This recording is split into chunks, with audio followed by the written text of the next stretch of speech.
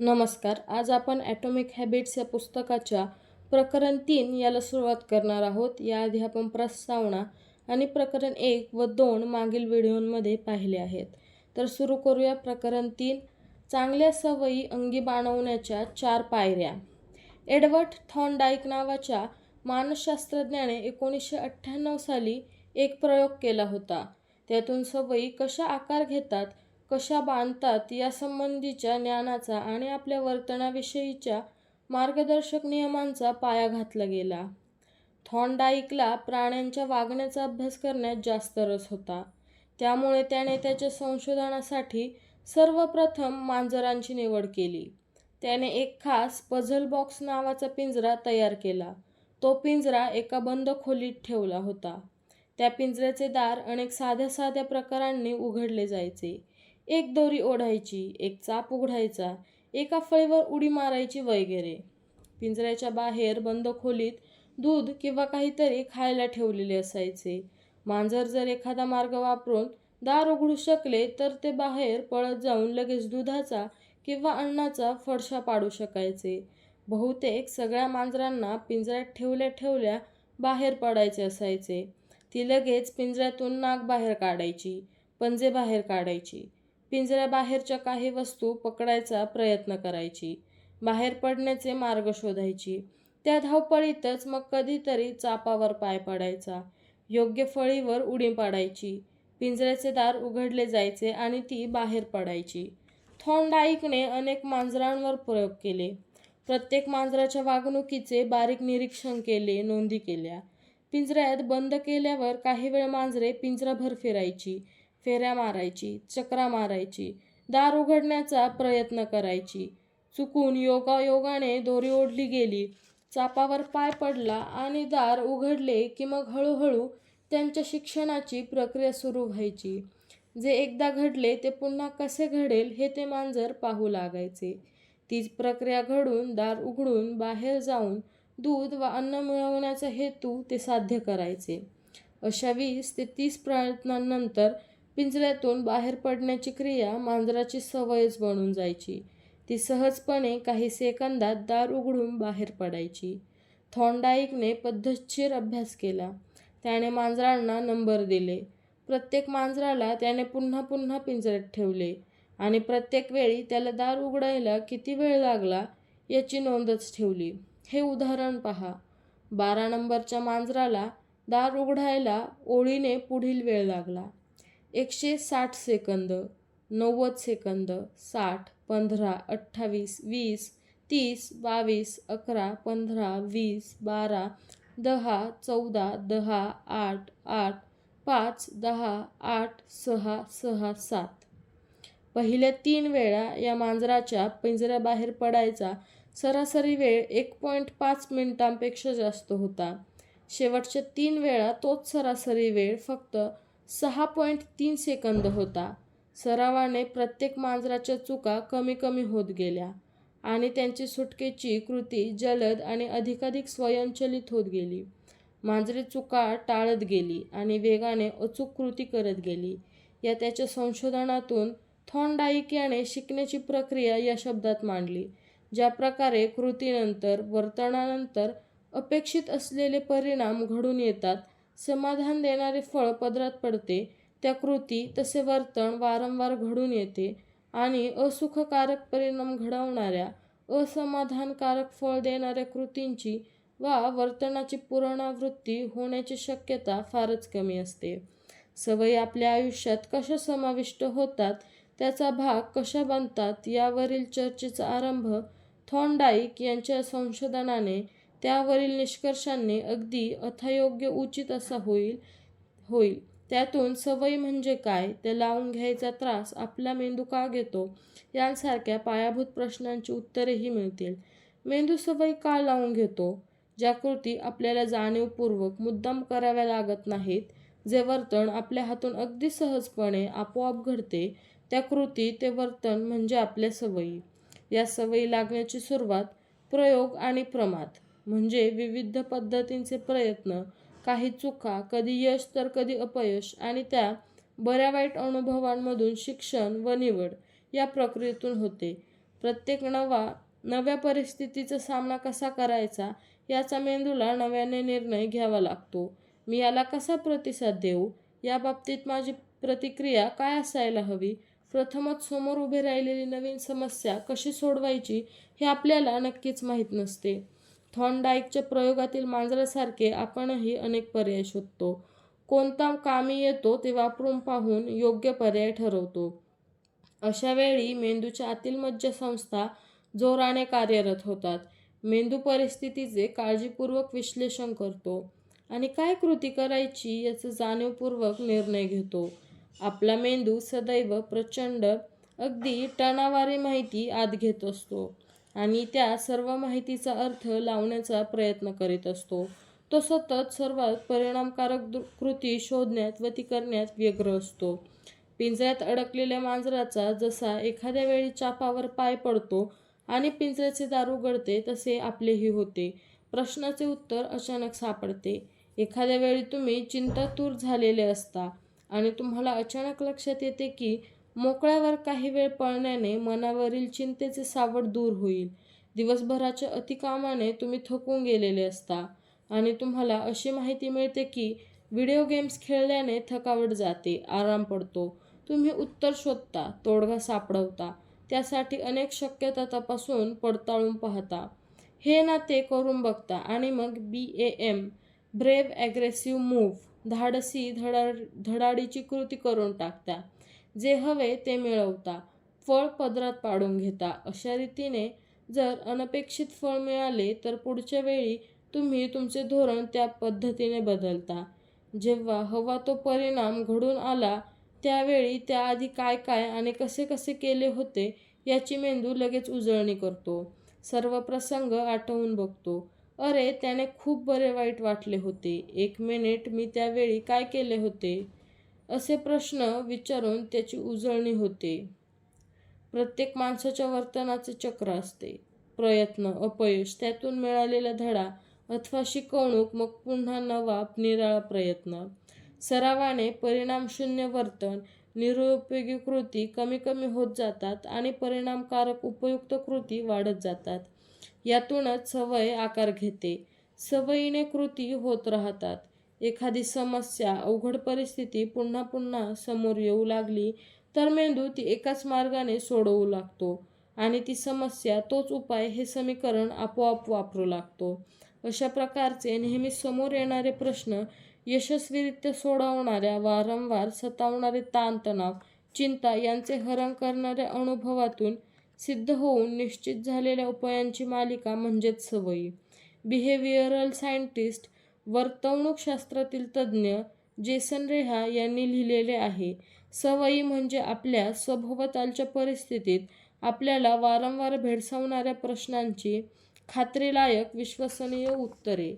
जसजशा सवयी अंगात बांधतात तसतशी तुमच्या मेंदूमधील हालचाल कमी होते. प्रश्न हमखास सोडवणाऱ्या गोष्टी, हवा तो परिणाम साधणाऱ्या कृती मेंदूत ठसवून ठेवल्या जातात आणि बाकीचे निरुपयोगी ठरलेले पर्याय काढून टाकले जातात. त्यानंतर भविष्यात अमुक एक परिस्थिती निर्माण झाली, विशिष्ट प्रश्ने समोर आली की काय करायचे ते मेंदूला निश्चित माहीत असते. दरवेळी परिस्थितीच्या सर्व पैलूंचे त्याला विश्लेषण करावे लागत नाही. प्रयोग व प्रमाद ही प्रक्रिया तुमचा मेंदू गाळून टाकतो आणि असे झाले तर असे करायचे असा नियमच घालून घेतो. अशा रीतीने विचारपूर्वक ठरवलेले अनुभवसिद्ध उपाय त्या त्या परिस्थितीत तुमच्या मेंदूकडून आपोआप वापरले जाऊ लागतात.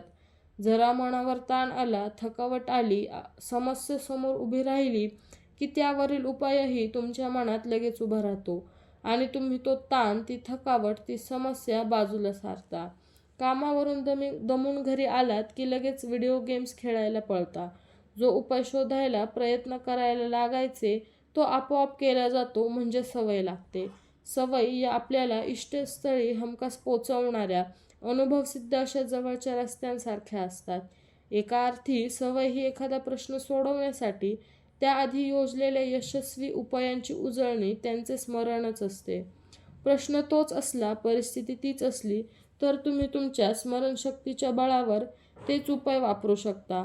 मेंदूजवळ भूतकाळाचे जतन व स्मरण करण्याची क्षमता असते. त्याचे मुख्य कारण त्याला भविष्यात काय उपयुक्त, परिणामकारक ठरेल हे वेळेवर ठरवता यावे हेच असते. सजग, जागृत मन हा मेंदूची गती कमी करण्यातला अडथळा असतो. त्यामुळे सजग मनाच्या मदतीशिवायही प्रश्न यशस्वीरित्या सोडवण्यासाठी सवयी आश्चर्यकारकरित्या उपयुक्त ठरतात. सजग मन हे एका वेळी एकाच प्रश्नाकडे लक्ष पुरवू शकते. त्यामुळे तुमचा मेंदू सर्वात जास्त आवश्यक, महत्त्वाच्या कामांसाठी ते सजग मन राखून ठेवते. जेव्हा आणि जेवढी शक्य असतील तेवढी कामे त्याच्या मदतीशिवाय, सहभागाशिवाय अबाधितपणे केली जावीत अशीच सजग मनाची इच्छा असते आणि म्हणूनच ते तशी कामे सहज प्रेरणेवर सोपवून देते. यातूनच सवयींची घडण होते. अशा प्रकारे तयार झालेल्या तुमच्या सवयी जाणीवेवरील, सजग मनावरील कामांचे ओझे कमी करतात आणि ज्या अवघड कृतींसाठी सजग मनाची शक्ती, त्याची क्षमता आवश्यक असते त्यासाठी ती उपलब्ध करून देतात. त्यामुळे तशा कामांकडे मन पूर्ण लक्ष पुरवू शकते. सवयींची व्यवस्थापन क्षमता, त्यांची कार्यक्षमता माहीत असूनही काही लोक त्यांच्या फायद्यांविषयी साशंक असतात. त्यांचे म्हणणे असे असते, या चिकटलेल्या सवयी माझे आयुष्य कंटाळवाणे बनवतील का? मी ज्याचा आनंद घेऊ शकणार नाही अशा जीवनपद्धतीच्या चौकटीत मला अडकायचे नाही. सवयी आयुष्यातील उत्स्फूर्त घालवून टाकतात, आयुष्य साचेबंद बनवतात. असे कधीच होत नाही. असे प्रश्न विनाकारण सवयींनी बांधून घ्यायचे की विमुक्त आयुष्य जगायचे अशी द्विधा निर्माण करतात. तसे नसते. दोन्ही गोष्टी परस्पर पूरक असतात. सवयी स्वातंत्र्यावर, मुक्तपणे आयुष्य जगण्यावर बंधने आणत नाहीत. उलट त्या स्वातंत्र्य निर्माण करतात. जे लोक सवयींचा व्यवस्थित वापर करीत नाहीत तेच खरे तर त्या स्वातंत्र्याचा कमीत कमी उपभोग घेऊ शकतात. आर्थिक बाबतीत चांगल्या सवयी नसल्या तर खर्चाचे स्वातंत्र्य नसते. आरोग्याबद्दलच्या चांगल्या सवयी नसल्या की तब्येतीच्या तक्रारी स्वातंत्र्यावर बंधने आणतात. ज्ञानार्जनाविषयीच्या सवयी चांगल्या नसल्या की तुम्हाला नेहमीच तुमच्या जगाच्या मागे असल्यासारखे वाटत राहते. सवयींशी सख्य नसले की व्यायाम कधी करायचा, लिहायला कुठे बसायचे, बिले कधी भरायची यांसारख्या साध्या साध्या बाबतीतही निर्णय घेण्यात तुमचा वेळ जातो आणि मग आयुष्याचा आनंद घ्यायला, स्वातंत्र्य उपभोगायला तुम्हाला फारच कमी वेळ उरतो. आयुष्यातल्या सर्व पायाभूत गोष्टी, कृती या साध्या सोप्या केल्या असल्या तरच विचार करणे, सर्जनशीलता, नवनिर्मितीची क्षमता जपणे, जोपासणे यासाठी आवश्यक असलेले मनाचे अवकाश मोकळे सापडते. जीवनातील मूलभूत गोष्टींची चांगली काळजी घेतलेली असली आणि चांगल्या सवयींचा जीवनात अंतर्भाव करून घेतला असला, सवयी अंगात मुरलेल्या असल्या की तुमचे मन रिकामे राहते. नवी आव्हाने स्वीकारायला, नव्या समस्यांवर प्रभुत्व मिळवायला तयार राहते. आज जर सवयी लावून घेतल्या तर उद्या करायच्या ठरवलेल्या गोष्टी करायला, तुमचा भविष्यकाळ तुम्हाला हवा तसा घडवायला तुम्ही मोकळे राहता, तयार राहता. सवयींचे शास्त्र. सवयी लावून घेण्याची प्रक्रिया 4 स्थितींमध्ये विभागता येते. संकेत वा सूचना, तीव्र इच्छा, प्रतिक्रिया वा प्रतिसाद आणि परिणाम वा फळ. या विभाजनेने सवयीचे स्वरूप, ती कशी काम करते आणि तिच्यामध्ये सुधारणा कशी करता येते हे आपल्याला नीट समजून घेता येते. पहिली स्थिती, संकेत वा सूचना, जी मेंदूला कार्यान्वित करते, काहीतरी करायला उद्युक्त करते, काहीतरी मिळण्याची, कुठल्या तरी परिणामाची, फळांची शक्यता वर्तवते, तशा गोष्टींची माहिती देते. आपले अतिप्राचीन पूर्वज मुख्यत्वे करून माणसाच्या प्राथमिक गरजा, अन्न, पाणी यांसारख्या जीवनावश्यक गोष्टी आणि लैंगिक गरजा भागवण्यास आवश्यक असणाऱ्या गोष्टींच्या जगांचे संकेत वा सूचना यांकडे बारकाईने लक्ष द्यायचे, त्यासाठी सर्व वेळ खर्च करायचे. आता आपण आपल्या दुय्यम गरजा भागवणाऱ्या गोष्टींच्या म्हणजेच पैसा, सत्ता, क्षमता, शक्ती, समाजातील स्थान, स्तुती, पसंती, पाठिंबा, प्रेम, मित्रत्व यांसारख्या गोष्टींच्या किंवा व्यक्तिगत समाधान देणाऱ्या गोष्टींच्या उपलब्धतेच्या संकेतांकडे जास्त लक्ष पुरवतो. अर्थात या गोष्टींचा पाठपुरावा अप्रत्यक्षपणे आयुष्य सुरळीत जगण्यातील पुढील पिढीच्या निर्मितीमधील अडचणी दूर करतोच. तो आयुष्याचा मार्ग अधिक सुखकर करतो आणि तोच आपल्या सर्व कृतीमागांचा जगण्यामागचा महत्त्वाचा हेतू असतो. तुमचे मन ज्यातून काही फलप्राप्ती होते, काही विशेष परिणाम घडतील अशा आशातून आणि बाहेरून मिळणाऱ्या सर्व संकेतांचे सतत विश्लेषण करीत असते. आपल्याला काहीतरी मिळण्याच्या शक्यतेची पहिली खूण ही असा संकेत वा सूचना असल्याचे त्यातून मनात इच्छेचे बीज रुजते, अंकुरते. अशा रीतीने मनात जागलेली शक्यता इच्छेत बदलते आणि हळूहळू तिची तीव्रता वाढते. ही सवयीच्या घडणीतील दुसरी स्थिती. मनात जागणारी इच्छा म्हणजे प्रत्येक सवयीच्या घडणीमागची प्रेरणा. अशी प्रेरणा नसेल, काहीतरी बदल करण्याची, नवे करण्याची तीव्र इच्छा नसेल, तर काही कृती करण्याचे काही कारणच उरत नाही. ही इच्छा थेट सवयीची नसते, तर त्या सवयीने घडणाऱ्या बदलाची असते, तिच्या परिणामांची असते. तुम्हाला सिगारेट ओढण्याची तीव्र इच्छा होत असते, पण त्या इच्छा प्रत्यक्षात ती सिगारेट ओढण्याने जो एक हलकेपणा अनुभवायला मिळतो, ताणतणावांपासून सुटका मिळते, त्यांची असते.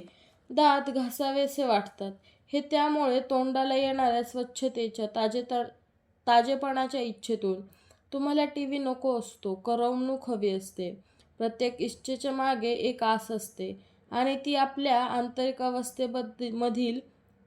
आंतरिक अवस्थेमधील बदलाची असते. हा फार महत्त्वाचा मुद्दा आहे, ज्यावर आपण नंतर अधिक चर्चा करणार आहोत. प्रत्येक माणसाच्या इच्छा निराळ्या असतात.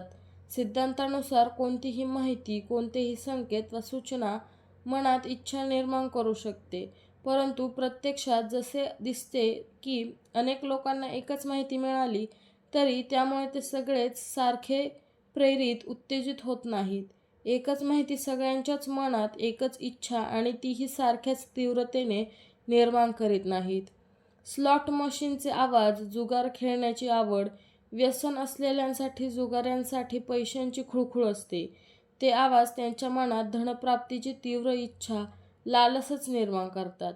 त्याउलट जे जुगार पाप समजतात, ज्यांच्यासाठी कसिनोची वाटही निषिद्ध आहे, अशा सरळमार्गी लोकांसाठी ते आवाज ही निव्वळ खडखड, कटकट असते. संकेतांचा अर्थ समजेपर्यंत ते अर्थहीनच असतात. ते ज्यांना मिळतात त्यांचे विचार, भावभावना, संस्कार यांवर त्यांचा अर्थ अवलंबून असतो. त्यानुसारच ते इच्छांमध्ये, लालसेमध्ये परिवर्तित होतात. सवयींच्या घडणीची तिसरी स्थिती ही मनात निर्माण झालेल्या इच्छेला माणसाकडून दिला जाणारा प्रतिसाद, त्यावरील त्याची प्रतिक्रिया. ती विचारांच्या रूपात असतात किंवा कृतीच्याही. काही वेळा काही प्रतिक्रिया नसूही शकते. हे सगळे त्या संकेताने मनात काही घर्षण, काही खळबळ निर्माण केली आहे अथवा नाही, काही इच्छा पेरली आहे की नाही, तिची तीव्रता किती आहे, या सगळ्यांवर अवलंबून असते. काही वेळा प्रतिक्रिया म्हणून जी कृती शारीरिक, मानसिक अथवा दोन्ही गरजेची असते, ती त्या माणसाच्या ताकदीबाहेरची असते. काही वेळा तो इतके कष्ट घ्यायलाही राजी नसतो. अशा वेळी प्रतिक्रिया दिली जात नाही, काहीच घडत नाही. माणसाची शक्ती, क्षमता हाही महत्त्वाचा घटक असतो. हा मुद्दा वरवर साधा वाटतो, पण सवयीची घडण ही माणसाच्या कुवतीवर, त्याच्यात किती धमक आहे, त्यावर खूपच अवलंबून असते. बास्केटबॉल खेळताना बॉल तुमच्या हातात आला आहे, तो जोरदार उसळी मारून, कडीच्याही वर उडी मारून हलकेच कडीत सोडून द्यावा अशी इच्छा मनात निर्माण झाली आहे.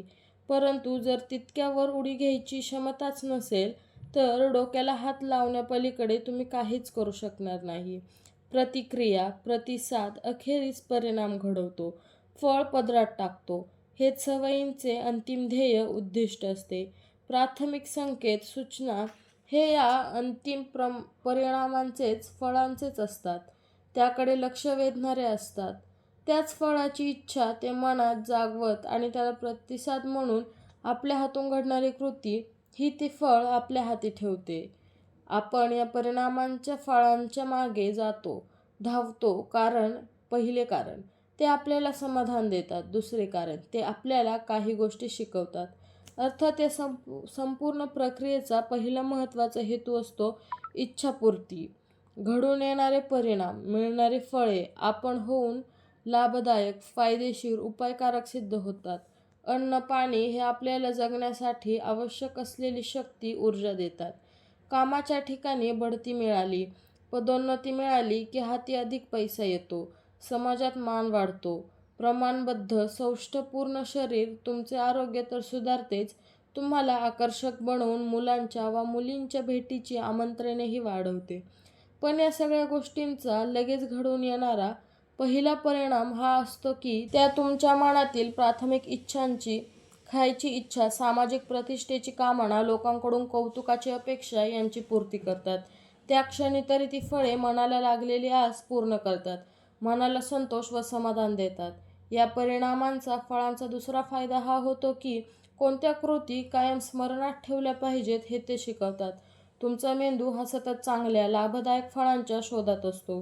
तुम्ही आयुष्य जगत असता त्यावेळी ज्ञानेंद्रियांशी संलग्न असलेली तुमची मज्जासंस्था कोणत्या कृती इच्छापूर्ती चांगली करतात, आनंद देतात, समाधान देतात यावर बारीक लक्ष ठेवून त्यांची नोंद करीत असते.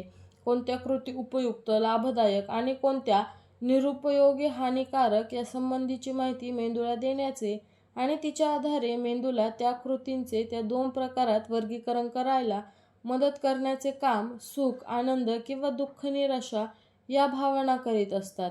संकेत वा सूचनेपासून दूर होणारे हे सवयीचे चक्र फळाच्या परिणामाच्या प्राप्तीने पूर्ण होते.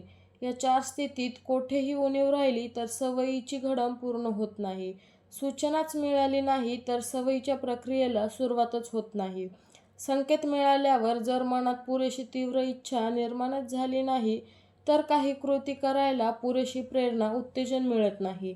जर कृतीच फारच अवघड, गुंतागुंतीची असेल तर ती करणेच जमत नाही. कृतीचे फळ जर इच्छेची पूर्तताच करू शकले नाही तर ती कृती पुन्हा भविष्यात कधी करण्याचे कारणच उरत नाही.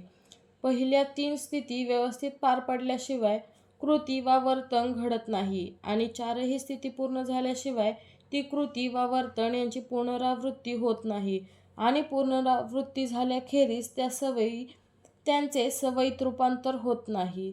थोडक्यात संकेत वा सूचना मनात इच्छा निर्माण करते. ती आवश्यकता आणि तिच्या तीव्रतेनुसार कमी जास्त प्रखर प्रतिसाद वा प्रतिक्रियेसाठी प्रेरणा देते. त्यानुसार घडलेल्या कृतींचा परिणाम दिसतो, फळ मिळते, ते इच्छा पूर्ण करते, समाधान देते आणि अशा रीतीने प्रतिसाद, त्यानुसारची कृती यांचा संकेताशी संबंध जोडला जातो.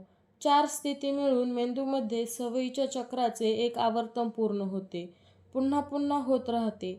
संकेत वा सूचना, तीव्र इच्छा, प्रतिक्रिया वा प्रतिसाद आणि परिणाम वा फळ. पुन्हा संकेत व सूचना, तीव्र इच्छा, प्रतिक्रिया वा प्रतिसाद आणि परिणाम वा फळ या आवर्तनांचे पर्यवसानास शेवटी स्वयंचलित सवयींमध्ये होते. हेच सवयीचे चक्र. ही 4 स्थितींची प्रक्रिया कधीकधीच चालणारी नाही, ती अविरत सुरू असते. आयुष्यातील प्रत्येक क्षणी, अगदी या क्षणीसुद्धा घडत असते. मेंदू सततच परिस्थितीचे निरीक्षण, परीक्षण करीत असतो. पुढच्या क्षणी काय होईल याचे अंदाज बांधत असतो. निरनिराळे प्रतिसाद, प्रतिक्रिया यांचा, त्यांच्या परिणामांचा विचार करीत असतो आणि परिणाम घडल्यानंतर, फळ मिळाल्यानंतर त्यापासून योग्य तो धडा घेत असतो. कार्य-कारणभाव समजून घेत असतो. ही सगळी प्रक्रिया वर्णन करून सांगायला एवढा वेळ लागत असला तरी प्रत्यक्षात ती काही क्षणात घडते आणि वारंवार घडत राहते. दरवेळी आधीच्या क्षणी काय काय आणि किती घडले याचे नीटसे भान न ठेवताही मेंदू ती घडवीत राहतो. ही 4 स्थितींची प्रक्रिया आपण 2 टप्प्यांमध्ये विभागू शकतो. प्रश्न हा पहिला टप्पा आणि त्याची उकल आणि त्याची उत्तरे हा दुसरा टप्पा. प्रश्नांच्या टप्प्यात संकेत, सूचना आणि इच्छा या 2 स्थिती समाविष्ट असतील. त्या टप्प्यामध्ये आपल्याला काहीतरी केले पाहिजे, काहीतरी बदल घडवला पाहिजे याची जाणीव होते. उत्तराच्या टप्प्यात त्या जाणीवेतून उमटलेला प्रतिसाद वा प्रतिक्रिया आणि त्याचे फलित समाविष्ट असते. तो टप्पा जेव्हा तुम्ही आवश्यक ती कृती करता आणि त्याचे अपेक्षित फळ दृष्टीस येते तेव्हा ते पूर्ण होते. आपण जे काही वर्तन करतो, कृती, उक्ती, हालचाल काहीही ते समोरचा प्रश्न सोडवण्याच्या, परिस्थिती हाताळण्याच्या इच्छेतून करतो. काही वेळा काहीतरी खूप चांगले समोर आलेले असते आणि ते मिळवण्याची इच्छा मनात जागी झालेली असते. तर काही वेळा समोर आलेले दुःखद असते, त्रास देणारे असते आणि आपल्याला त्यापासून सुटका करून घ्यायची असते. चांगले अथवा वाईट, त्यातून निर्माण झालेली इच्छा, त्या इच्छेतून होणारी कृती आणि त्याच्या पुनरावृत्तीतून लागलेली सवय, ही संपूर्ण प्रक्रिया मूलतः आपल्या समोरील प्रश्न सोडवण्यासाठी असते.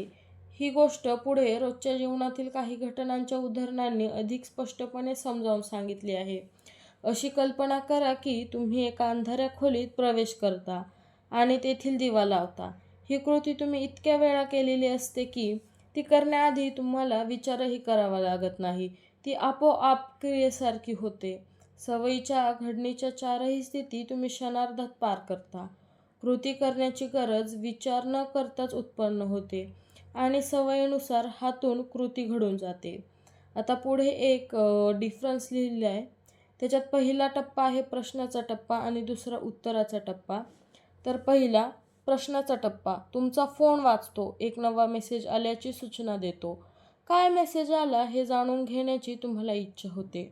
उत्तराचा टप्पा, तुम्ही फोन हातात घेऊन मेसेज वाचता. मेसेज समजून घेण्याची इच्छा पूर्ण होते. फोन वाजला की तो हातात घेऊन मेसेज वाचण्याची सवय लागते, अंगात मुरते. हा झाला पहिला पॉईंट, म्हणजेच पहिलं उदाहरण. आता दुसरं उदाहरण, प्रश्नाचा टप्पा, तुम्ही आलेल्या ईमेल्सना बराच वेळ उत्तरं देत आहात.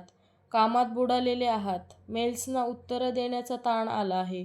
तो कमी व्हायला हवा आहे, त्यातून जरा परिहार हवा आहे. उत्तराचा टप्पा, तुम्ही नखे खाऊ लागता.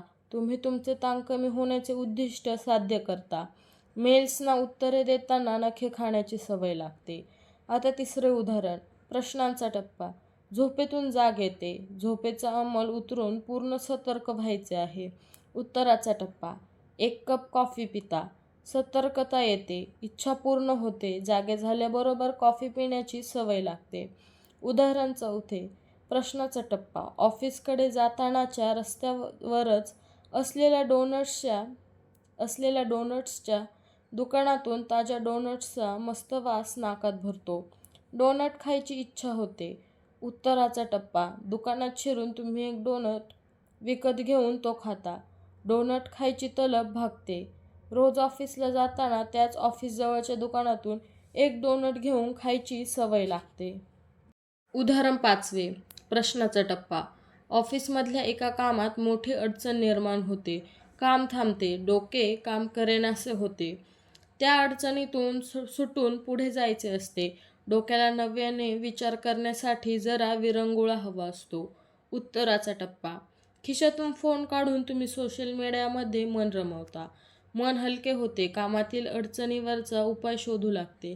कामात अडचण निर्माण झाली, मनाला विरंगुळ्याची गरज भासू लागली की त्याला फोनवरील सोशल मीडियात गुंतण्याची सवय लागते.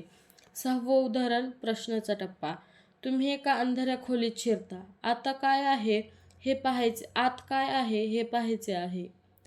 उत्तराचा टप्पा, तुम्ही दिव्याचे बटन दाबता. खोलीतले दिसू लागते. ती इच्छा पूर्ण होते. अंधाऱ्या खोलीत शिरल्याबरोबर दिवा लावणे ही सवय लागते. आपले वय वाढते तशी आपले आयुष्य सुरळीतपणे चालवणाऱ्या आपल्या लागलेल्या कित्येक सवयींची जाणीवही उरत नाही. आपण रोज अभावितपणे प्रथम डाव्या आणि उजव्या बुटाचीच नाडी बांधतो. टोस्टर वापरून झाल्यावर आपण त्याचा प्लग लगेच काढून ठेवतो. कामावरून आल्या आल्या प्रथम आपण कपडे बदलून घरातल्या आरामदायी पोशाख चढवतो. वर्षानुवर्षे अशा कित्येक गोष्टी एकाच ठरलेल्या पद्धतीनुसार, अंगी मुरलेल्या सवयींनुसार आपण करत राहतो. तोच संकेत, तीच इच्छा, तोच प्रतिसाद, तीच सवयीची क्रिया साचा ठरवून गेलेला असतो. वर्तणुकीतील बदलाचे 4 नियम लेखकांनी पुढे दिले आहेत, ते आपण वाचूया. सवय घडणीच्या 4 स्थितींचा, पहिला संकेत वा सूचना, दुसरा इच्छा, तिसरा प्रतिसाद वा प्रतिक्रिया आणि चौथा परिणाम वा फळ यांचा आपल्या रोजच्या जीवनातील जवळजवळ प्रत्येक गोष्टीवर कसा प्रभाव असतो हे या पुढील प्रकरणात आपण वारंवार पाहणार आहोत. परंतु त्याआधी या 4 स्थिती अशा एका चौकटीत बसवणे आवश्यक आहे की तिचा वापर करून आपण चांगल्या सवयी लावून घेऊ शकू आणि वाईट सवयी दूर ठेवू शकू, त्या सोडून देऊ शकू. या चौकटीलाच मी वर्तणुकीतील बदलांचे 4 नियम, चांगल्या सवयी लावून घेण्याचे आणि वाईट सवयी मोडण्याचे, त्या सोडून देण्याचे नियम असे म्हणतो. एखादा मोठा दगड उचलायचा असेल तर त्याच्या खाली 3-4 तराफा पहारी घालून तो जागेवरून हलवावा लागतो. या 4 नियमांपैकी प्रत्येक नियम हा तशा तराफेसारखा काम करतो. माणसाचे वर्तन त्याच्यातील बदल प्रभावित करतो.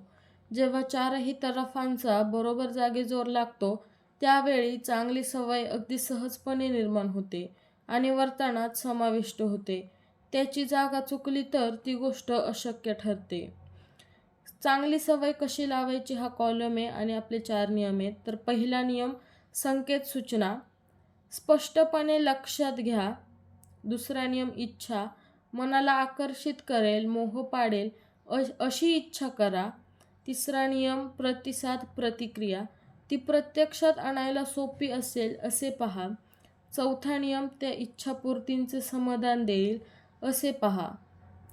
हेच नियम उलटे वापरले की त्याचा उपयोग वाईट सवय घालवण्यासाठीही करता येतो.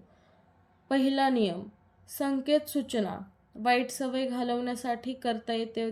कॉलममध्ये हे लिहिलेले ते टाळा, त्यांच्याकडे दुर्लक्ष करा. दुसरा नियम, इच्छा अगदीच अनाकर्षक मनाला रस नसणारी इच्छा करा. तिसरा नियम, उलटा नियम, प्रतिसाद प्रतिक्रिया ती प्रत्यक्षात आणायला खूपच अवघड असेल असे पहा. चौथा नियम, परिणामफळ त्या इच्छापूर्तीचे समाधान देणार नाही असे पहा. मानवी वर्तनात बदल घडवून आणण्याचे हेच 4 नियम परिपूर्ण असे आहेत. असे विधान मी केले तर ते बेजबाबदारीचे ठरेल, पण ते परिपूर्णतेच्या खूपच जवळ आहेत असे मात्र मी पूर्ण विश्वासाने म्हणू शकतो. पुढे वाचत जाल तसे तुम्हालाही हे जाणवेल की हे नियम तुम्ही कोणत्या क्षेत्रात, मग ते क्रीडा क्षेत्र असो की राजकारण, कला क्षेत्र असो की वैद्यकीय, करमणुकीचे क्षेत्र असो की व्यवस्थापन, काम करीत असलात, तुमच्या समोरील आव्हाने कोणतीही असली तरीही लागू पडतात. प्रत्येक सवयीच्या बाबतीत निराळ्या धोरणाची आवश्यकता पडत नाही. जेव्हा तुम्हाला तुमच्या वागणुकीत बदल करायचा असेल, सवयी धरायच्या वा सोडायच्या असतील, तेव्हा तुम्ही स्वतःला हे प्रश्न विचारा. प्रश्न पहिला, मी संकेत वा सूचना स्पष्टपणे कसे समजावून घेऊ शकेन? प्रश्न दुसरा, मी इच्छा केलेला बदल आकर्षक कसा बनवू शकेन? प्रश्न तिसरा, मी त्यासाठीची कृती सोपी असेल अशी खबरदारी कशी घेईन? प्रश्न चौथा, मी तिच्या फळात समाधान कसे शोधेन? मी जे करायचे ठरवतो ते मी का करीत नाही? मी वजन का कमी करीत नाही? मी धूम्रपान का सोडत नाही? निवृत्तीनंतरच्या सुखी आयुष्यासाठी मी आत्तापासून बचत का करीत नाही? मी आणखी एखादा व्यवसाय का सुरू करीत नाही? अमुक एक अत्यंत महत्त्वाचे आहे असे मी घोकतो, पण ते करायला वेळ मात्र का देत नाही? यासारखे प्रश्न तुम्हाला पडतात ना? अशा प्रश्नांची उत्तरे वरील 4 नियमांच्या चौकटीत तुम्हाला सापडतील. चांगल्या सवयी लावून घेणे, वाईट सवयी सोडणे, योग्य ते हातून घडवणे, अयोग्य ते टाळणे या सर्वांची गुरुकिल्ली हे 4 नियम पूर्णपणे समजून घेणे आणि तुमच्या विशिष्ट गरजांनुसार त्यात जरासे फेरफार करून ते वापरणे यात आहे. जे ध्येय वा उद्दिष्ट नैसर्गिक मानवी स्वभावाच्या विरुद्ध असते ते निश्चितपणे साध्य होत नाही. त्यात खात्रीने अपयश येते. तुम्ही ज्या वैयक्तिक जीवनपद्धती स्वीकारलेल्या असतात त्यानुसारच तुमच्या सवयी, तुमचे वागणे यांना आकार प्राप्त होतो.